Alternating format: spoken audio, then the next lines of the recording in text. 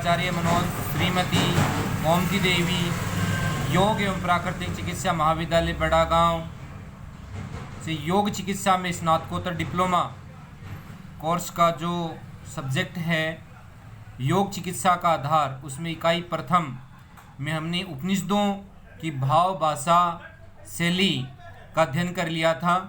आगे हम अध्ययन कर रहे हैं ईशोपनिषद का। ईशोपनिषद शुक्ल यजुर्वेदीय शाखा के अंतर्गत एक उपनिषद है। यह उपनिषद अपने नन्हे कलेवर के कारण अन्य उपनिषदों के बीच बेहद महत्वपूर्ण स्थान रखता है। इसमें कोई कथा कहानी नहीं है, केवल आत्मवर्णन है। इस उपनिषद के पहले मंत्र ईशा वास्यम इदम सर्वम यत्किंचम जगत्याम जगत से लेकर 18वें मंत्र अग्नि नय शुभदा राय आसमान विश्वानी देव व्ययानि विद्वान तक सब शब्द में मानो ब्रह्म वर्णन है। उपासना प्रार्थना आदि झंकृत है। एक ही स्वर है, ब्रह्म का ज्ञान, ज्ञान का, आत्मा का ज्ञान। आइए इस उपनिषद के परिचय के बारे में जानते हैं। यह उपनिषद अद्भुत क्लेवर वाले इस उपनिषद में ईश्वर के सर्वनिर्माता होने की बात है। सारे ब्रह्मांड के मालिक को इंगित किया गया है।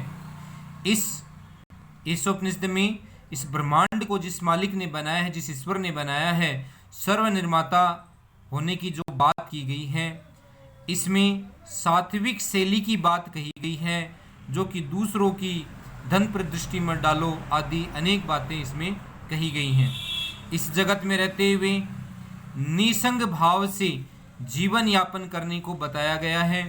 इसमें ऐश्वर्या नामक लोक की बात आती है। ऐश्वर्या मतलब कि सूर्य से रहित लोक, वह लोक जहाँ सूर्य नहीं पहुँच पाता, घने काले अंधेरे से भरा हुआ अंतम लोक अर्थात गर्भ लोक।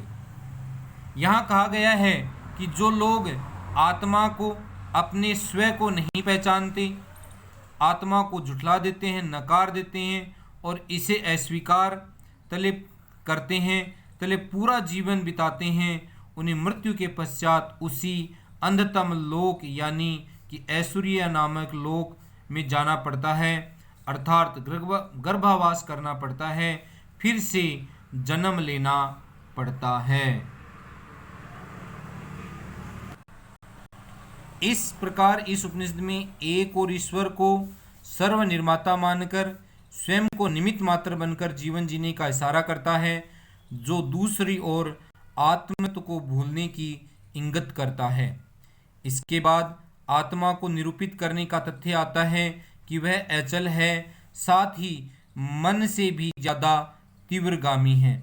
यह आत्म ब्रह्म सभी इंद्रियों से तेज भागने वाला है। इस उपनिषद में आत्म ब्रह्म को मातृज्वा नाम से इंगित किया गया है। मातृज्वा नाम से इंगित किया गया है, जो कि सभी कार्यकलापों को वहन करने वाला, उन्हें सबल देने वाला है। आत्म के ब्रह्म के गुणों को बताने के क्रम में यहाँ यह बताया गया है कि वह एक साथ एक ही समय में भ्रमणशील है, साथ ही अभ्रमणशील भी है। वह पास है और दूर भी है। यहाँ उसे कोई विश्लेषणों द्वारा इंगित किया गया है कि वह सर्वव्यापी, अशरीरी, सर्वज्ञ, स्वजन्मा और मन का शासक बताया है। इस उपनिषद में विद्या एवं अविद्या दोनों की ही बात की गई है। उनके अलग अलग किस्म के गुणों को बताया गया है। साथ ही विद्या एवं अविद्या दोनों की उपासना को वर्जित किया गया है। यहाँ तक साफ साफ कहा गया है कि विद्या एवं अविद्या दोनों की या एक की उपासना करने वाले घने अंधेरे में जाकर गिरते हैं। साकार की प्रकृति की उपासना को ही यहाँ वर्जित माना गया है।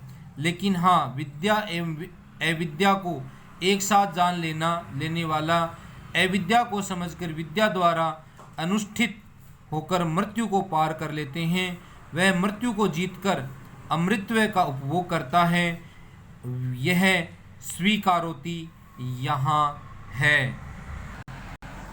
इसमें संभूति एवं नाशवान दोनों को भली भांति समझकर अविनाशी तत्व प्राप्ति एवं अमृत तत्व के उपभोग की बात कही गई है। इस उपनिषद में अंतिम श्लोक में बड़े ही सुंदर उपनाम आते हैं। ब्रह्मा के मुख को सुवर्ण पात्र के टंके होने की बात, साथ ही सूर्य में पोषण करने वाले भी से प्रार्थना की। सुवर्ण पात्र के टंके हुए उस आत्मा के मुख को अनावृत किया जाए ताकि उपासक समझ सके, महसूस कर सके कि वह स्वयं ही ब्रह्म रूप है। और अंतिम श्लोकों में किए गए सभी कर्मों को मन के द्वारा याद किए जाने की बात आती है। और अग्नि से प्रार्थना कि पंच भौतिक शरीर के राख में परिवर्तित हो जाने पर वह उसे दिव्य पथ से चरम गंतव्य की ओर उन्मुख कर दे।